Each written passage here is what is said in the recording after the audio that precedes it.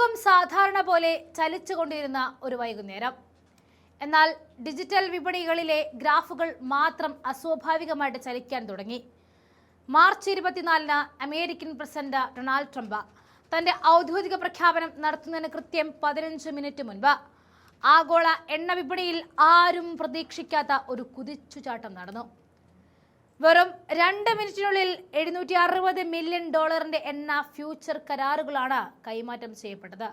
എന്തോ ഒന്ന് സംഭവിക്കാൻ പോകുന്നുവെന്ന് വിപണിയിലെ ചില രഹസ്യ കേന്ദ്രങ്ങൾ നേരത്തെ അറിഞ്ഞിരുന്നു എന്ന ചോദ്യം ബാക്കിയാക്കി ട്രൂത്ത് സോഷ്യലിൽ ആ സന്ദേശം പ്രത്യക്ഷപ്പെട്ടു.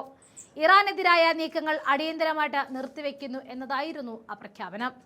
സമാധാനത്തിനായുള്ള ഒരു നീക്കമെന്ന് ഇതിനെ വിശേഷിപ്പിക്കാമെങ്കിലും ഇതിന് പിന്നാലെ നടന്ന സാമ്പത്തിക ഇടപാടുകൾ അമേരിക്കൻ ഭരണകൂടത്തെ തന്നെ പ്രതിരോധത്തിലാക്കുന്നതായിരുന്നു. ട്രംപിന്റെ പ്രഖ്യാപനം പുറത്തുവന്നതിന് പിന്നാലെ വൈറ്റ് ഹൗസ് മാനേജ്മെന്റ് ഓഫീസിൽ നിന്നും ഒരു ഇമെയിൽ പ്രവഹിച്ചു. സാധാരണഗതിയിൽ നൽകുന്ന ഒരു സുരക്ഷാ അറിയിപ്പ് എന്ന നിലയ്ക്കാണ് അത് അയച്ചത് എങ്കിലും ഇതിലെ വരികൾ അതീവ ഗൗരവമുള്ളതായിരുന്നു. സർക്കാർ നയങ്ങൾ സ്വന്തം ലാഭത്തിനായി ആരും ഉപയോഗിക്കരുത് എന്ന കർശനമായ മുന്നറിയിപ്പായിരുന്നു അത്. പ്രസിഡന്റിന്റെ പ്രഖ്യാപനവും ഈ ഇമെയിലും തമ്മിലുള്ള സമയക്രമം മാധ്യമങ്ങളും നിക്ഷേപകരും ഒരേപോലെ ചർച്ചയാക്കി. വിവരങ്ങൾ ചോർന്നു എന്ന സംശയം ശക്തമായതോടെ ട്രംപിന്റെ വക്താവ് ഡേവിസ് ഈഗിൾ വിശദീകരണവുമായിട്ട് ഓടിയെത്തി. അമേരിക്കയുടെ താൽപര്യങ്ങൾ മാത്രമാണ് ഈ തീരുമാനത്തിന് പിന്നിലെന്നും ആരോപണങ്ങൾ അടിസ്ഥാനരഹിതമാണ് എന്നും അദ്ദേഹം വാദിച്ചു.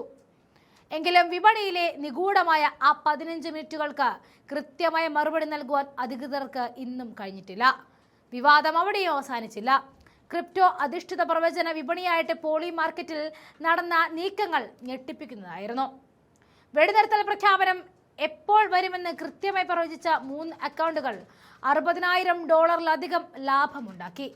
കൃത്യമായ ഇൻസൈഡർ വിവരങ്ങൾ ഇല്ലാതെ ഇത്രയും കൃത്യതയോടെ ഒരു രാഷ്ട്രീയ നീക്കം പ്രവചിക്കുക അസാധ്യമാണ് എന്ന സാമ്പത്തിക വിദഗ്ധർ പോലും വിലയിരുത്തി. ജനാധിപത്യ സംവിധാനത്തിന്റെ സുതാര്യതയെ തന്നെ വെല്ലുവിളിക്കുന്ന ഈ സമാന്തര സാമ്പത്തിക ലോകം വളരുകയാണോ എന്ന ഭീതി ഇത് വർദ്ധിപ്പിച്ചു.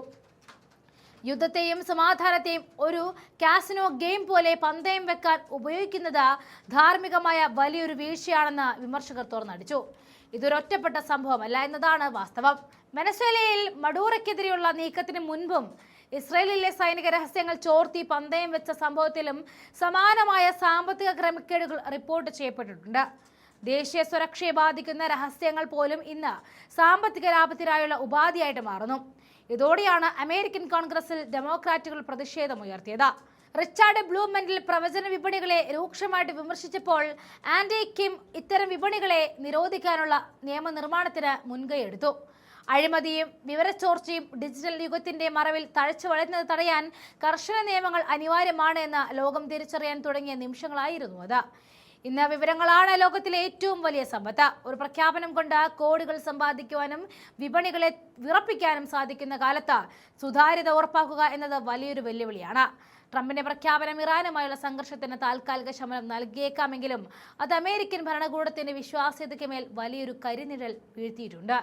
വിപണിയും രാഷ്ട്രീയവും തമ്മിലുള്ള ഈ അവിശുദ്ധ ബന്ധം നിയന്ത്രിക്കപ്പെട്ടില്ല എങ്കിൽ അത് ജനാധിപത്യ സംവിധാനത്തിന് തന്നെ വലിയ തിരിച്ചടിയാകും. സാങ്കേതികവിദ്യ വളരുമ്പോൾ നിയമങ്ങളും അതിനൊപ്പം വളരേണ്ടതുണ്ട് എന്ന വലിയ പാഠമാണ് ഈ വിവാദം ലോകത്തിന് മുന്നിൽ നൽകുന്നത്.